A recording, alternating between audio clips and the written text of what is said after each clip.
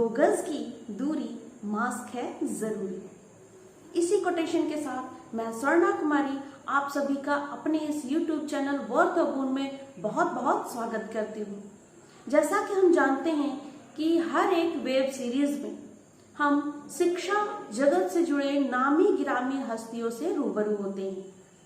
तो आज के इस एपिसोड में भी हम एक ऐसी हस्ती से रूबरू होंगे जो ना सिर्फ शिक्षा के क्षेत्र से जुड़े हैं, बल्कि शिक्षा का सबसे बड़ा सम्मान भी इन्होंने प्राप्त किया हुआ है।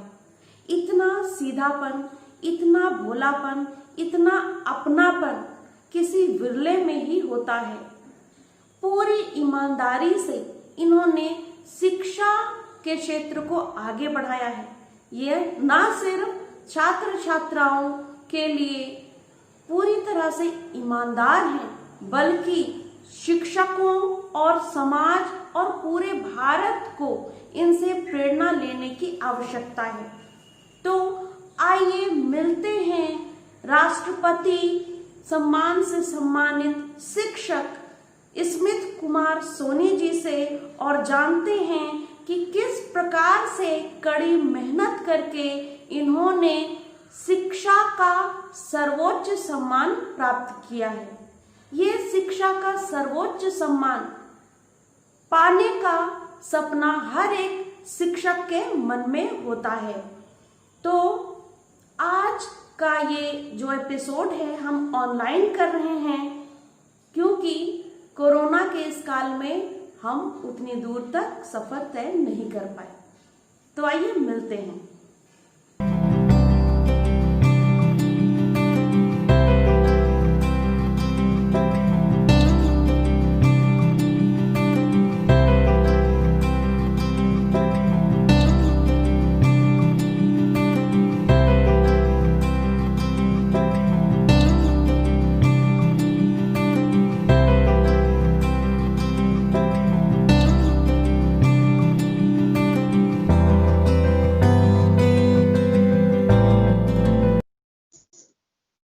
प्रणाम सर, हमारे इस YouTube चैनल में आपका बहुत बहुत स्वागत है।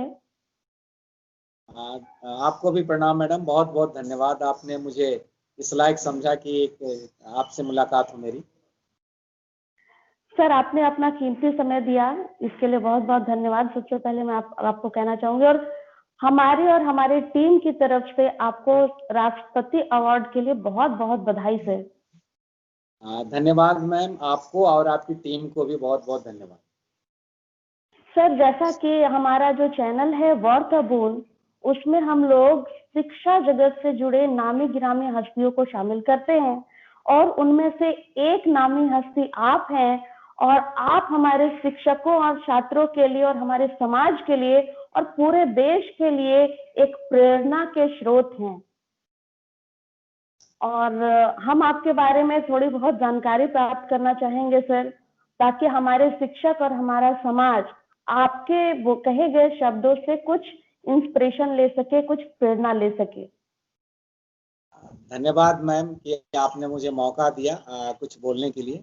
सर्वप्रथम मैं आपकी टीम को धन्यवाद देना चाहता हूं और मैं अपने विषय में बताना चाहता हूं। जहां पर मैं खड़ा बैठा हूं अभी, ये मेरा पहला क्लास था। यही विद्यालय में मैं पढ़ा हूं और जिस जगह मैं बात कर रहा हूं आपसे, ये मेरा पहला क्लास था।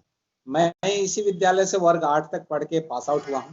मेरा गांव यहाँ से 11 किलोमीटर की दूरी पर है और बचपन से ही मेरी एक इच्छा थी कि मैं शिक्षक बनूं। उसका मुख्य कारण ये देखता था कि हमारे समाज में शिक्षकों की बहुत इज्जत होती थी।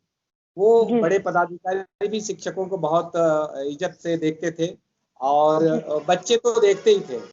तो उस समय से मेरी एक हार्दिक इच्छा थी कि मैं शिक्षक बनूं और हमारे एक छोटा सा समाज है, मैं समाज की सेवा कर सकूं।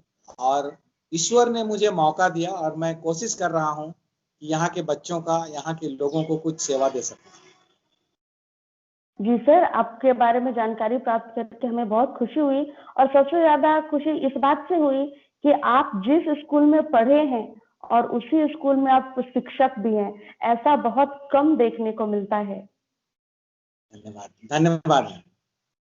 तो सर, सबसे पहले हम आपसे ये जानना चाहेंगे कि सर, आपने स्कूलिंग के बारे में तो बता दिया, आपका कॉलेज लाइफ कैसा रहा? आपकी शिक्षा दीक्षा आगे कैसे चली सर? मैं आपको बता दूं, मैं यहाँ वर्ग 8 से पास करने के बाद में यहाँ से 5 किलोमीटर दूरी है एक मिशन स्कूल है, संत वियानी हाई स्कूल। वहां से जी मैं सर। मैट्रिक की परीक्षा प्रथम श्रेणी से पास किया। उसके बाद में कार्तिक उरांव कॉलेज गुमला है। हमारी परिस्थितियां इतनी अच्छी नहीं थी, तो हमारे भाइयों ने गुमला में एडमिशन करा दिया। वहां से मैं बीएससी करने के बाद में मेरी हार्दिक इच्छा हुई कि और पढ़ूं, तो गौसनर जी कॉलेज सर। से मैंने फिजिक्स में ऑनर्स किया। कौशनर उसके कॉलेज बाद रांची सर। हाँ, रांची, गौसनर कॉलेज जी। रांची से मैंने ऑनर्स की डिग्री ली। और इसी दौरान मैंने कंप्यूटर की भी शिक्षा ले ली वहीं पे। और मुझे एक ऑफर आया एक विद्यालय का इंटरव्यू के लिए, तो मैंने तुरंत मेरी परिस्थिति के जन्य मैंने तुरंत उसको ऑफर को स्वीकार करते हुए एक प्राइवेट स्कूल में एज ए पीजीटी ज्वाइन किया। और जी सर। मैं 2 साल वहाँ प्राइवेट स्कूल में, जो होली क्रॉस हम्म। पब्लिक स्कूल घाटोटाड़ हजारीबाग में पढ़ता है, वहाँ मैंने 2 साल ओके। काम किया। और उसके बाद में जब सरकारी नौकरी वाला 94 में हमारी यहाँ ज्वाइनिंग हुई, मैंने वहाँ दो चीजें देखा। मैं वहाँ भी बहुत कंफर्टेबल था, लेकिन मुझे लगा कि कहीं ना कहीं मैं शिक्षा उनको देनी है जो गरीब तबके के हैं, जो निचले स्तर के लोगों हैं, उनको शिक्षा देने के लिए मैंने इसको चुना और मैं सरकारी विद्यालय में आ गया। जी सर।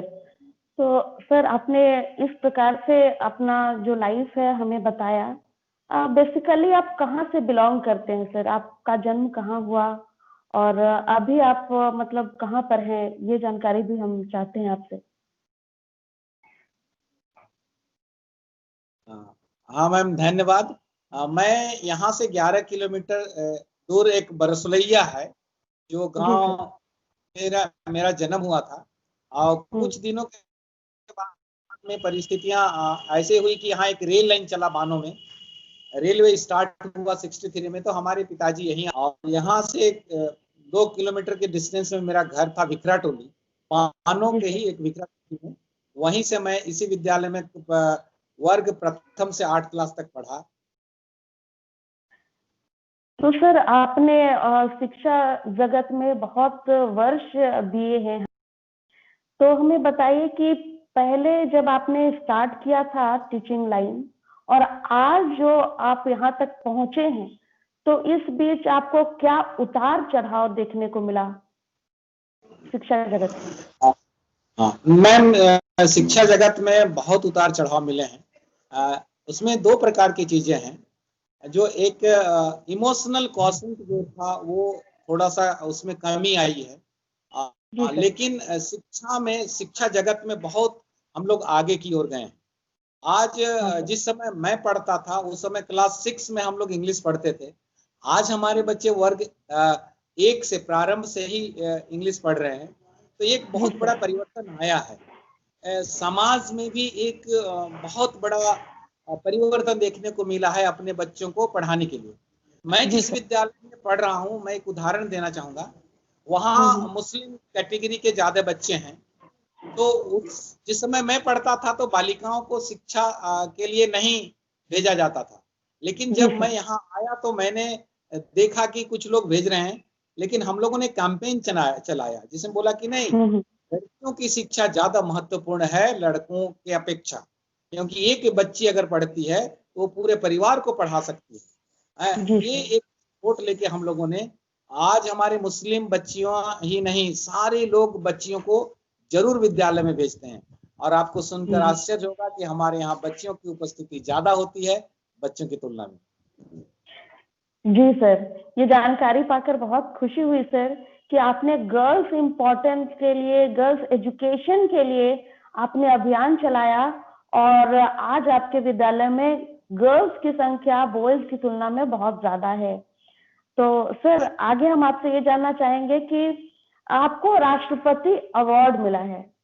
तो ये कोई छोटी मोटी बात नहीं है। हर टीचर जो है वो चाहता है कि एक दिन वो इतना सफल शिक्षक बने कि उसे भी राष्ट्रपति अवार्ड मिले। तो राष्ट्रपति अवार्ड पाना आपका शुरू से सपना रहा है, या फिर आपको बाद में इसकी प्रेरणा मिली सर?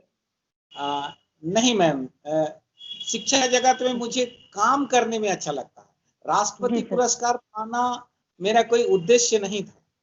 मैंने मात्र अपना उद्देश्य ये रखा कि हम गरीब बच्चों को कैसे शिक्षा दे सकते। जी सर। लोगों का मुख्य उद्देश्य ये है। राष्ट्रपति पुरस्कार तो एक पड़ाव है, अभी जीवन में बहुत कुछ करने बाकी है हमको, मुझे ऐसा जी लगता सर। है। क्योंकि हम जिस क्षेत्र से आते हैं वो आदिवासी बहुल क्षेत्र है और जी सर। यहाँ माओवादी बेल्ट है, तो इस जी क्षेत्र में सर। काम करना थोड़ा कठिन है। बट मैंने देखा कि शिक्षकों के प्रति सभी में आदर है। तो मैं ये एक पड़ाव मानता हूँ इसको।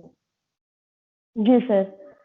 ये जानकर बहुत खुशी हुई सर। माओवादी क्षेत्र में होने के बावजूद भी आप हिम्मत नहीं हारे, काफी कठिनाइयों का सामना करते हुए आप लगातार आगे बढ़ते रहे और सबसे बड़ी बात है कि छात्राओं की शिक्षा को आपने आगे बढ़ाने की कोशिश की और हमने ये भी सुना है सर कि आप छात्राओं को निःशुल्क शिक्षा देते हैं, तो इस हाँ विषय में मैम, कुछ बताएं सर। एक छोटा सा रूटीन है जिसको मैं जी सर। कार्यान्वित करता हूँ और वो किसी के कहने से मैं नहीं करता हूँ, मैं हृदय से करता हूँ। मैं 7 बजे से लेकर 9 बजे तक कस्तूरबा गांधी विद्यालय में निःशुल्क शिक्षा देता हूँ। वाह। मेरी एक छोटी सी कहानी है।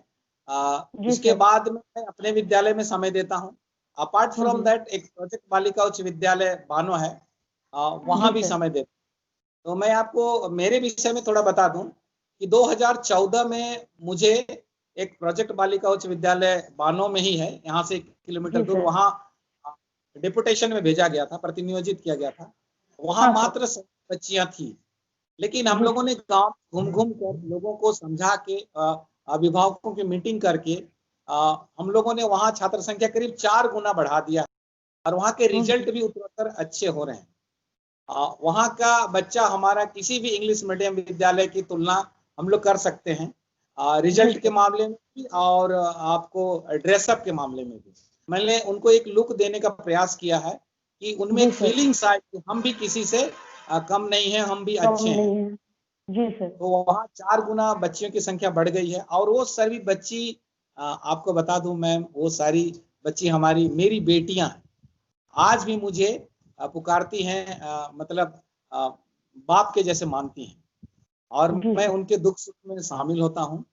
और मैं केवल नहीं होता हूँ, मेरा पूरा विद्यालय परिवार होता है। ये एक बहुत बड़ी हम लोगों ने सोच रखी है कि वो बेटियां हमारे लिए हैं। कस्तूरबा में भी जितनी बच्चियां हैं वो मेरी बेटियां हैं। आज जी लोग सर। बोलते हैं कोई नहीं है तो कौन है, तो बच्चियों की आवाज आती है सोनी सर है। तो ये मेरे लिए गर्व का बात है। जी सर। आप रियली सर हमारे शिक्षकों के लिए, छात्रों के लिए, छात्रों के लिए और समाज के लिए बिल्कुल ही प्रेरणा के स्रोत हैं सर। और आपसे बात करके मुझे बहुत ही अच्छा लग रहा है, मुझे दिल से खुशी हो रही है कि आज मैं आपके सामने रूबरू हो रही हूँ और आपसे कुछ जानने का और सीखने का मौका मिल रहा है। तो सर एक छोटा सा सवाल मैं पूछना चाहती हूँ। मैं भी एक शिक्षिका हूँ, हो सकता है मुझे भी फ्यूचर में ये काम आए कि राष्ट्रपति अवार्ड क्या है और जब आप इस अवार्ड को प्राप्त कर रहे थे तो आपको कैसी खुशी महसूस हो रही थी, कैसी फीलिंग थी आपकी? निश्चित रूप से राष्ट्रपति पुरस्कार पाना किसी भी शिक्षक के लिए एक बहुत बड़ी उपलब्धि है। जी सर। मैं इसको स्वीकार करता हूँ। लेकिन उससे भी बड़ी उपलब्धि मैं ये मानता हूँ कि हमारे बच्चों के द्वारा दी गई जो सम्मान है जी वो भी सर। एक बहुत बड़ी उपलब्धि है। मैं राष्ट्रपति पुरस्कार की तुलना किसी के साथ नहीं करता हूँ, वो सर्वोच्च पुरस्कार है। जी सर। ऐसे शिक्षक होने के नाते आप ईमानदारी पूर्वक कार्य करते जाएं और जी बच्चों सर। की शिक्षा के प्रति गंभीर रहें, तो मुझे लगता है ईश्वर भी इस कार्य में आपकी मदद करता है और ईश्वर आपके साथ हमेशा रहता है। मैं इस बात को मानता हूँ और मेरी नींद उस दिन अच्छी आती है जिस दिन हमारे बच्चे हमें फोन करके बोलते हैं सर आज मैंने ये चैप्टर पढ़ लिया, मैंने आज ये काम कर लिया। तो ये एक मेरे लिए एक उपलब्धि है और बच्चों के साथ में जीना, बच्चों के साथ में रहना मुझे बहुत अच्छा लगता है। बहुत दुख हो रही है मैडम मुझे बोलते हुए, ये लॉकडाउन में मैं बच्चों से नहीं मिल पा रहा हूँ, मेरा हृदय जी रो सर। रहा है। काश मेरे बच्चे मेरे सामने में खिलखिलाते हुए हंसते, साथ में हम लोग घूमते, साथ में बातें करते, साथ में पढ़ाते, बहुत कमी महसूस हो रही है। ये मेरे लिए एक बहुत दुख का विषय है। यस सर, आपने बिल्कुल सही कहा। आपका हृदय रो रहा है। सही में अगर हम लोग बच्चों से नहीं मिलते तो हमारा जो हृदय है सच में बिल्कुल सेटिस्फाइड नहीं होता, बिल्कुल रोता है कि हमारे बच्चे आज हमारे सामने नहीं है। हम फोन के माध्यम से और बाकी चीजों के माध्यम से उनसे रूबरू होने की और उन्हें पढ़ाने की, कुछ सीखने सिखाने की बातें कर रहे हैं, लेकिन उसके बावजूद भी एक शिक्षक होने के नाते हमने अपने कदम को रोका नहीं है। महामारी आए या कुछ भी आए, हम लोग अपने बच्चों से जुड़े हुए हैं और आपकी बातों में बिल्कुल सच्चाई झलकती है सर। बिल्कुल आपका चेहरा देखकर लग रहा है कि सच में आप काफी दुखी हैं बच्चों से दूर रहकर। सर, हम आपसे ये जानना चाहेंगे कि आपने जेसीआरटी में काम किया सर, तो जी। जेसीआरटी जो है वो किस प्रकार का हमें लर्निंग देता है और आपको कैसा लगा वहां पर काम करके? अपना जो एक्सपीरियंस है वो शेयर करें प्लीज। मैं ईश्वर को धन्यवाद देता हूँ और हमारे जेसीआरटी टीम को धन्यवाद देता हूँ कि उन्होंने मुझे इस लायक समझा कि जेसीआरटी में मुझे काम करने में क्या मौका मिला। मुझे याद है जिस समय किताबें लिखी जा रही थी तो हम जी सर। लोगों ने 17 घंटा तक काम किया है। शायद आप भी इससे जुड़ी हुई हैं तो आप भी बेहतर तरीके से जान पाएंगी इसको। मुझे बहुत अच्छा लगा और बहुत नई चीजें सीखने को मिली वहां। मैंने दिया कम लेकिन मैंने सीखा बहुत ज्यादा। जी बच्चों सर। को वहां पर पता चला कि बच्चों को पढ़ाने का तरीका क्या होना चाहिए, बच्चों को एक्जेक्टली क्या देना चाहिए। तो जी सर। वहां पर एनसीईआरटी ने मुझे सिखाया बहुत कुछ। मैंने गणित की किताबें लिखी हैं और मैंने कोशिश की थी गणित की किताबों को ऐसा लिखा जाए कि बच्चे अगर कॉपी नहीं भी लाते हैं तो उस किताब में ही हम लोगों ने वर्कबुक देने का प्रयास किया। आराधना मैम को मैं धन्यवाद देना चाहूंगा क्योंकि उन्होंने उसको किताब की मोटाई जो पेजेस थे उसको बढ़ाया और मैंने जी उनको सर। रिक्वेस्ट किया था कि मैं इन गरीब बच्चों के पास में कॉपी नहीं होती हैं, अगर होती हैं तो वो घर में ही छूट जाती है, तो क्यों नहीं जी गणित सर। की किताबें को ऐसा किया जाए, थोड़ा सा उसमें वर्कबुक दिया जाए। तो उन्होंने एक्सेप्ट करके इसको आगे बढ़ाया। और डॉक्टर मनीष रंजन जो हमारे आईएएस अफसर थे उनके द्वारा भी बहुत मोटिवेशन मिला है और उनके द्वारा जो काम करने का तरीका मुझे लगा कि वो बहुत मोटिवेट किए हम लोगों को। सर को मैं बहुत धन्यवाद देता हूँ। Thank you sir.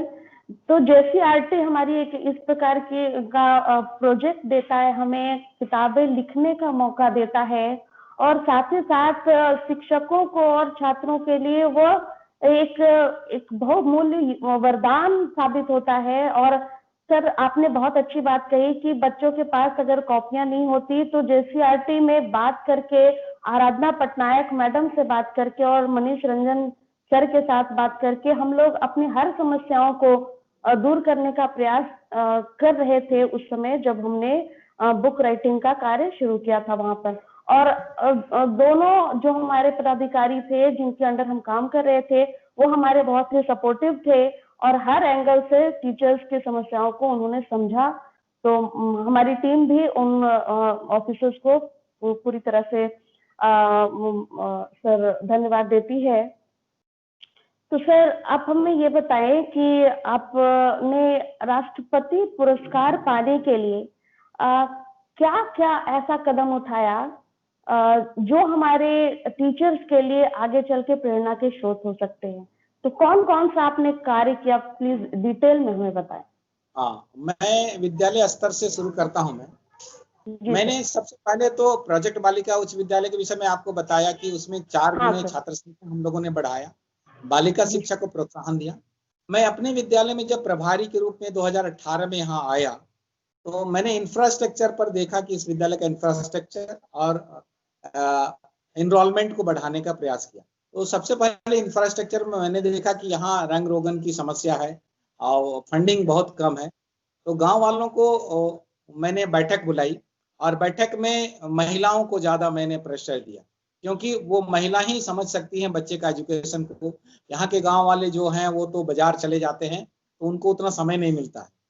तो बैठक में मैंने बात रखा कि ये इसको रंग रोगन कराना है या कैसे करेंगे। तो लोगों ने एक स्वर में कहा कि इस विद्यालय का रंग रोगन हम अपने खर्च से करेंगे।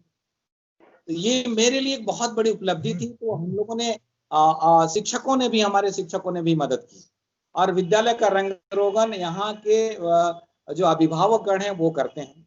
उसके बाद में और भी बातें आई कि विद्यालय का और क्या किया जा सकता है। तो हम लोगों ने फिर यहाँ के मुखिया से, एमएलए सर से मिला और मैं सिर्फ अपने विद्यालय के लिए एमएलए सर से मिलके अपने लिए कुछ नहीं लिया। मैंने करीब हम लोगों ने परिवर्तन दल के साथ में मिलकर करीब 3 करोड़ रुपए की किताबें लाइब्रेरी के लिए, जो सामुदायिक लाइब्रेरी है उसके लिए लिया और कंप्यूटर शिक्षा का बढ़ावा देने के लिए, ये दोनों मिला के करीब 3 करोड़ रुपए की चीजें एजुकेशन में हम लोगों ने दिलाया। मेरे विद्यालय में भी 6 कंप्यूटर हमारे विधायक महोदय ने दिए और हमारे यहाँ एक पेपर ब्लॉक लगा है। धूल बहुत होती थी यहाँ पे, हमारा जो ग्राउंड था वो छोटा था।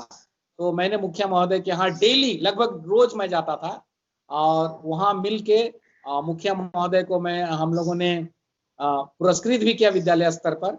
और उसके बाद में मुखिया महोदय ने 10 लाख रुपया का पेपर ब्लॉक्स हमारे विद्यालय में लगवाया और 3.5 लाख रुपया का सोलर सिस्टम से हैंड वॉशिंग यूनिट उन्होंने लगवा दिया है। तो इस तरह से हम लोगों ने बहुत सारी संस्थाओं से भी लिया है, जिसमें दिल्ली की एक संस्था है जो किताबें देती हैं, उन्होंने सामुदायिक लाइब्रेरी के नाम से किताबें। और हमारे यहाँ व्हाइट बोर्ड लगा हुआ है। हम लोग ब्लैक बोर्ड अभी यूज करना बंद कर दिए हैं। व्हाइट बोर्ड से हमारे शिक्षक शिक्षा देते हैं बच्चों को। कंप्यूटर शिक्षा है, ऑनलाइन शिक्षा के लिए हमारे यहाँ बहुत बड़ी टीवी है जिससे कि हम लोग बच्चों को शिक्षा दे पाए। इस तरह से हम लोगों ने करके विद्यालय स्तर पर आगे बढ़ाया है।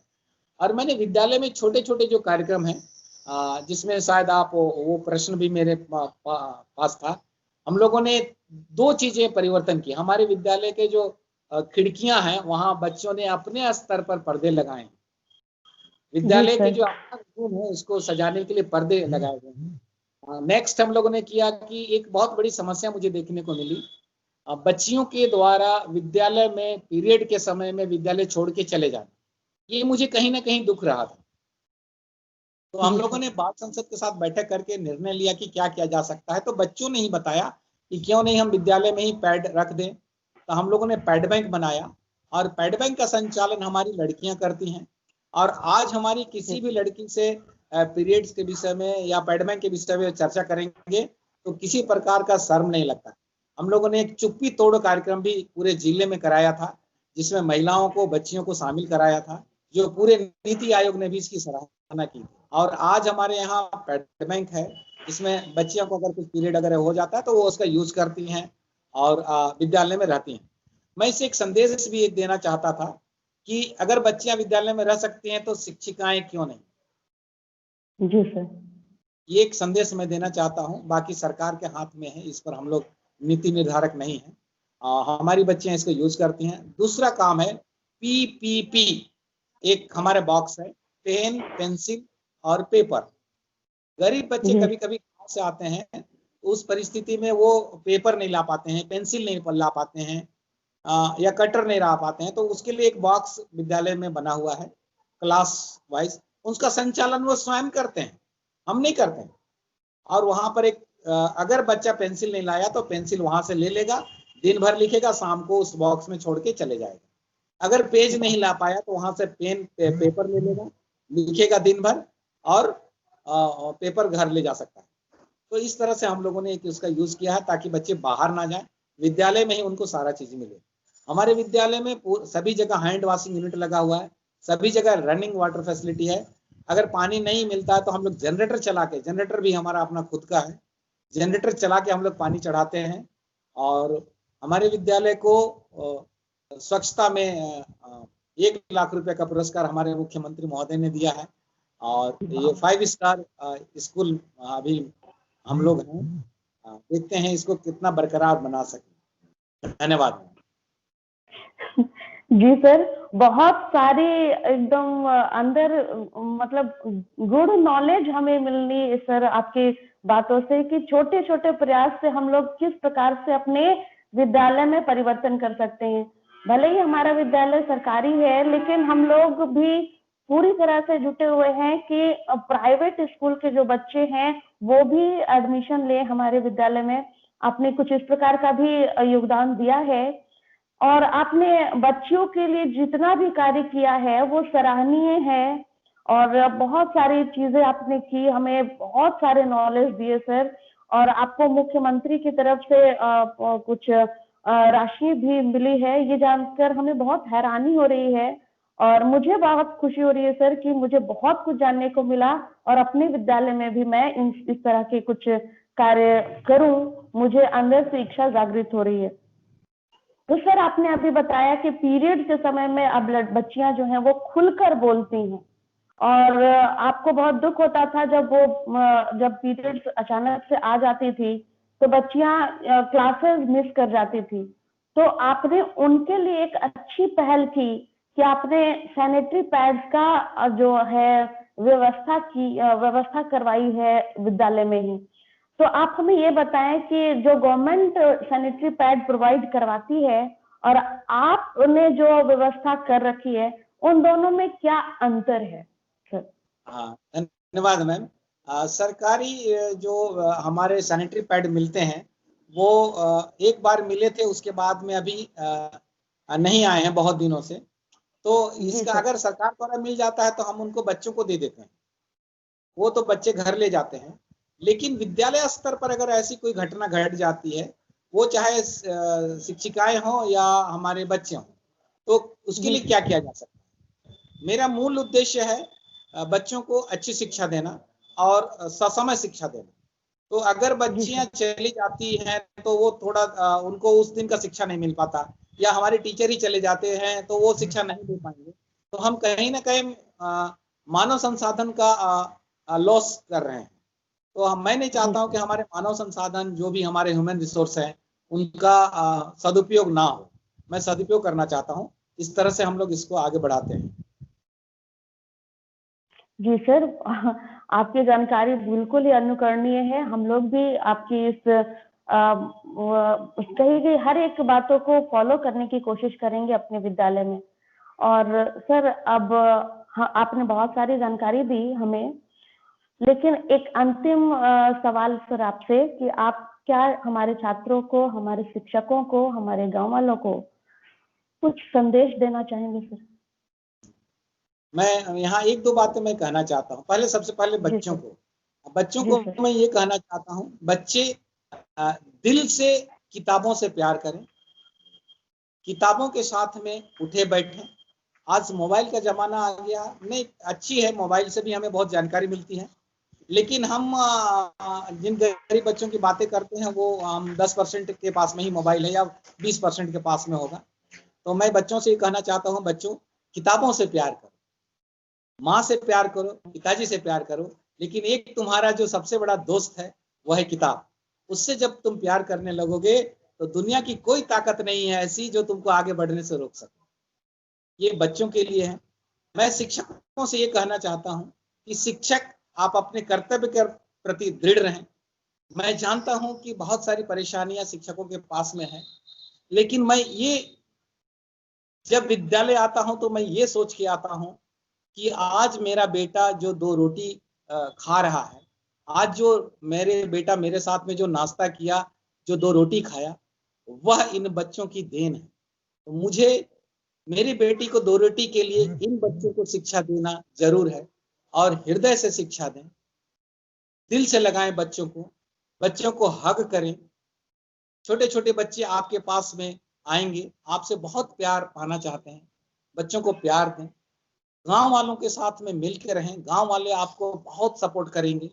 विद्यालय स्तर पर उनको शामिल कराइए। देखिएगा आपका विद्यालय दुगुना नहीं 4 गुना बढ़ जाएगा।